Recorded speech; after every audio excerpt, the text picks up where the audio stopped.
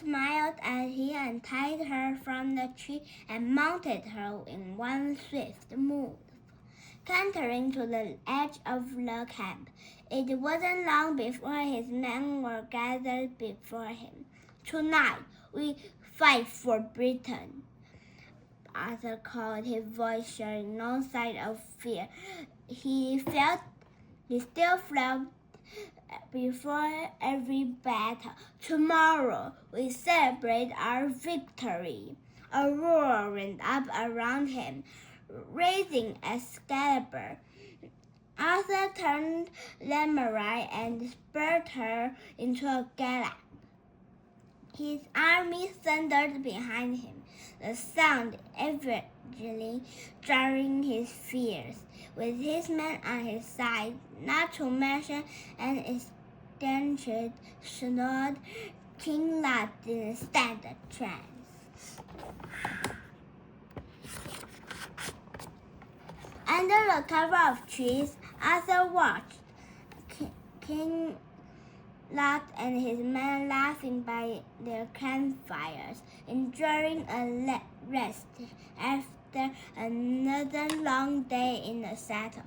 All around Arthur, his men were ready, awaiting his command. "Now," he hissed, leading the charge from the trees into the open field. There's no hiding of the sound of the horses' hoofs, and the enemy soon spotted them.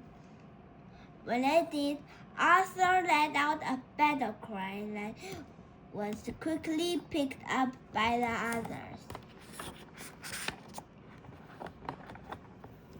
Lot's army scrambled, but it was too late. Arthur's men crashed into them.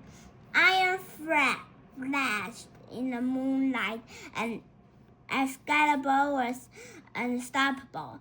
Even as Arthur had been toppled from his horse and joined others fighting on the ground, it pierced chainmail and breastplate as if there were water.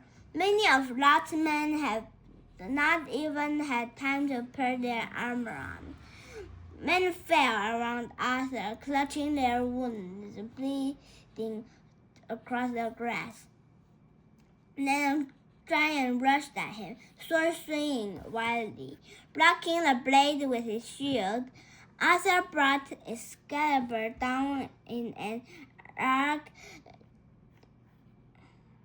across the man's arm. His opponent cried out, but kept hold of his weapon, blood leaping to his sleeve. He and Arthur circled each other, two beasts sizing up their prey. Finally, they met with a crash that sent Arthur reeling back several steps, tripping over a body, taking advantage. His opponent pounced, swiping his sword down Arthur's side. Crying out in pain, Arthur dropped to one knee. His enemy stood over him, sword at his throat. "You're not win this," the man said. "Your father may have been a great king, but you're just a boy." Arthur grinned, determined not to show fear. He did not pull the sword from the stone. "I did." He ran his shield upward into a man's jaw. Leaping to his feet, Arthur made quick work of his dead opponent, hitting his temple with Excalibur's pommel. The man dropped to the floor motionless.